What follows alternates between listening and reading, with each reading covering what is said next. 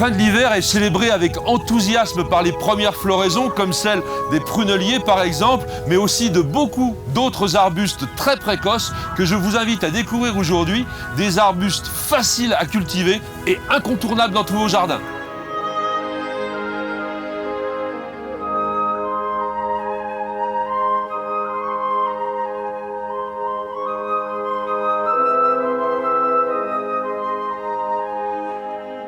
À tout seigneur, tout honneur, d'abord le forsythia, absolument incontournable dans tous les jardins, tout simplement parce qu'il pousse partout. Il s'accommode de tous les sols et il pousse quand même plutôt au soleil, mais à mi-ombre, il résistera quand même. Alors, c'est un des plus précoces et comme tout arbuste du premier printemps, il fleurit avant l'apparition des feuilles. C'est un arbuste vraiment sans aucun souci. Il en existe pas mal de variétés.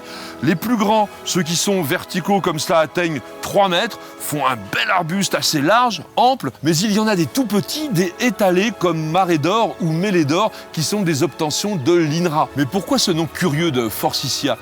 Il a été attribué en 1804 par Martin Wall, qui était le directeur du jardin botanique de Copenhague, en hommage à William Forsyth, un botaniste originaire d'Écosse qui était le directeur des jardins royaux de Kensington et qui venait juste de mourir. La plante avait été découverte au Japon quelques mois plus tôt et on s'est tout de suite rendu compte qu'elle avait une super valeur décorative.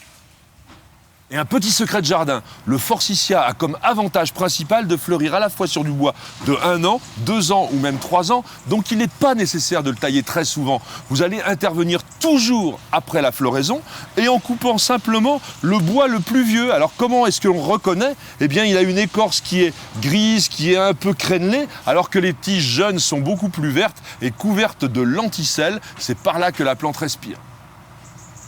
Très souvent associé au forsythia dans les jardins du premier printemps, le groseillier à fleurs. Alors on l'appelle aussi le faux cassissier. Pourquoi ? Parce que sa feuille ressemble beaucoup à celle du cassis, mais quand on la frotte, elle dégage aussi une très curieuse odeur qui rappelle le cassis. Alors cet arbuste qui nous vient de l'ouest des États-Unis est particulièrement intéressant par sa délicate floraison en grappe qui se recourbe comme s'il nous faisait une petite révérence. C'est vraiment gracieux, c'est sympa et ça va faire un très joli contraste avec le jaune d'or éclatant du forsythia.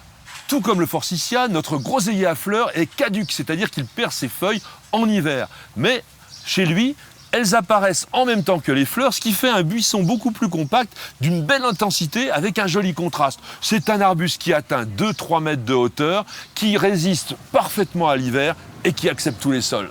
Un petit secret de jardin, notre groseillier à fleurs ayant tendance à se dégarnir de la base, n'hésitez surtout pas, chaque année après la floraison, à réduire toutes les pousses d'environ 1/3 de leur longueur.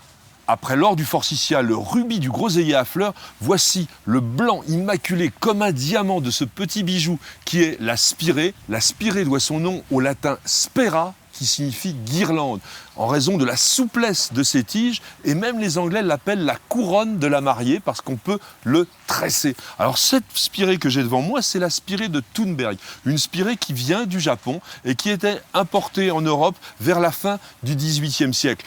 Les spirées poussent pratiquement dans tout l'hémisphère nord, on en trouve même jusqu'au Mexique. Ici, on a vraiment des plantes totalement rustiques et qui s'adaptent à tous les sols.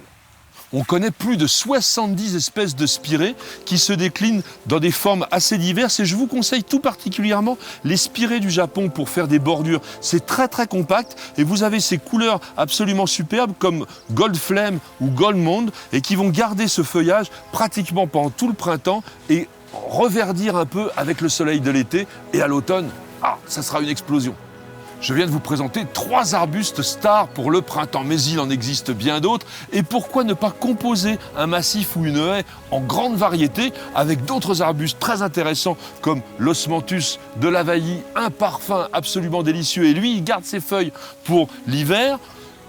Une petite protection avec le cognacier du Japon, il est très épineux, mais il nous fait des fleurs et des fruits par la suite. Et puis pour finir, le Corylopsis pauciflora, ça ressemble un petit peu au niveau de ses feuilles à un noisetier, mais ses clochettes très très précoces dès février sont vraiment un ravissement.